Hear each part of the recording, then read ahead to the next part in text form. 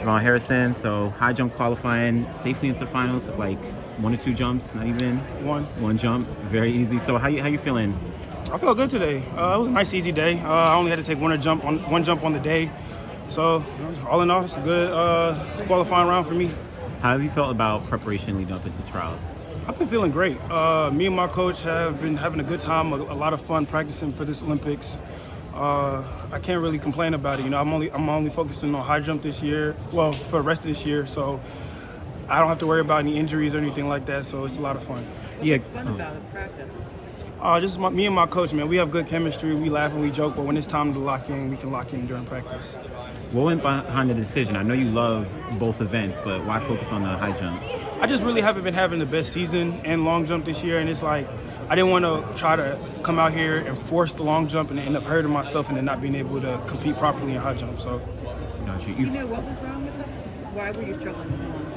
I think it's just something with my takeoff. Everything else I feel like is fine. I just got to figure out that last little piece that I had when I was in college. I think there's just been a small disconnect since college, but slowly but surely we're putting it back together.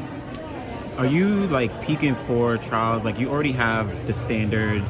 It seems like you're in a good position to make sure that you're getting to the Olympics. Do you peak for trials and then peak again for the Olympics, or is it like a tiny peak you're doing here? Man, I wouldn't mind peaking again. You know, there is an American record that I want to come down. So if it goes there, it goes there. If it doesn't, it doesn't. But honestly, it's just make the team right now and then just try to go for gold at the Olympics. And so American record, obviously gold medal, want to get that win, but American record is kind of in the back of your mind? A little bit. I mean, it has to come down sometime, right? Is it weird to just be practicing high jump and not long? Yes and no.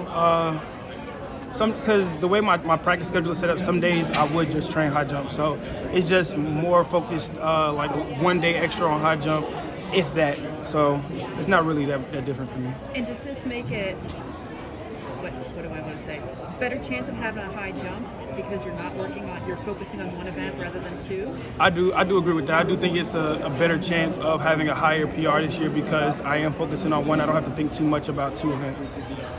How do you feel about your chances going into Paris? You're coming off a medal, from last year. What do you feel like your chances are now? I feel like my chances are good. I think my chances are very good to go out there and get a gold if I do what I've been practicing. And I'm just curious, well, I guess on 2 things, but first, we had Michael Johnson announce his Grand Slam League. Just curious about your thoughts. We know the field events are kind of missing, but yeah.